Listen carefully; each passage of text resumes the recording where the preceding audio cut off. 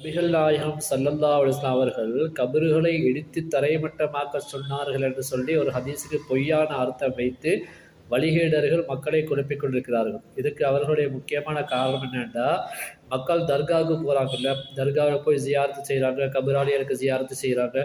இதனால் அவங்க இந்த ஹதீஸை தப்பாக சொல்லி கபறுகளை இடித்து தரைமட்டமாக்க சொன்னார்கள் என்று அவர்கள் சொல்கிறார்கள். சரி, உங்களுடைய வாதத்தின்படியே நாங்கள் கேட்குறோம், நபிகள் நாயகம் ஸல்லல்லாஹு அலைஹி வஸல்லம் அவர்கள் அந்த ஹதீஸை சொல்லுகின்ற பொழுது அங்கே யார் இருந்தாங்க? சஹாபாக்கள் இருந்தாங்க. சஹாபாக்கள் என்றைக்குமே நபிகள் நாயகம் ஸல்லல்லாஹு அலைஹி வஸல்லம் வார்த்தையை மீற மாட்டாங்க. நபிகள் நாயகம் ஸல்லல்லாஹு அலைஹி வஸல்லம் அவர்கள் சொன்ன உடனே சஹாபாக்கள் எந்தெந்த கபறுகளெல்லாம் இடித்தாங்க? நபிமார்களுடைய கபறுகள் இருந்தது அல்லவா அந்த காலத்தில், எங்கெங்கெல்லாம் போய் எந்தெந்த கபறுகளெல்லாம் இடித்தாங்கன்னு சொல்லி இப்போ எனக்கு வரிசையாக நீ சொல்லி ஆகணும். நான் எதிர்பார்த்துக்கிட்டு இருப்பேன். அடுத்து ஒருவேளை சவ்வா அண்டு வரக்கூடிய அந்த ஹதீஸில் சவ்வாண்டு வருது, அதுக்கு இடித்து தரைமட்டமாக்க சொன்னாங்கன்னு சொல்லி இவங்க அர்த்தம் வைக்கிறாங்க. இல்லை, நீங்கள் சொல்கிற மாதிரியே அப்படியே அர்த்தம் வைப்போமே.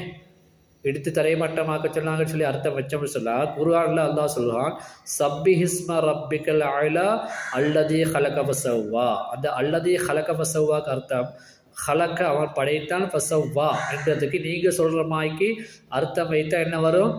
படைச்சிட்டு தரமட்டமாக்கி விட்டான்னு அர்த்தம் வரும். அப்போ அந்த இடத்துல அல்லதே ஹலக ஃபஸவ்வா, ஹலக்க படைத்தான், சவ்வா நேர்த்தியாக்கினா, சமமாக்கினா, சமப்படுத்தினா, நேர்த்தியாக சீர் செய்தான்னு அர்த்தம். அங்கே நீ என்ன அர்த்தம் வச்ச?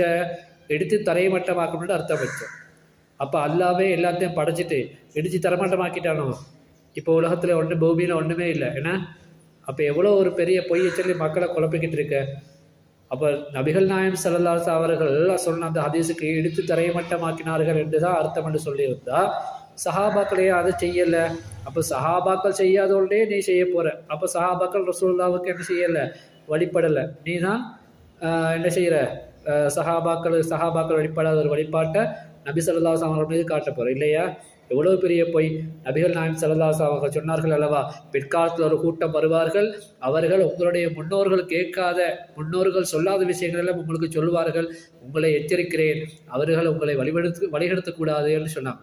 அப்போ இது போன்ற வழிகேட்டெல்லாம் போய் சிக்கிவிடாமல் நம்மை நாம் பாதுகாக்கணும். எல்லாம் வல்ல அல்லாஹ் நம் அத்தனை பேரையும் உண்மையான அஹ்லுஸ் சுன்னத் வல் ஜமாத்திலே ஈமானோடு இருந்து ஈமானோடு மரணிக்கின்ற பாக்கியத்தை தருவானாக. அஸ்ஸலாமு அலைக்கும்.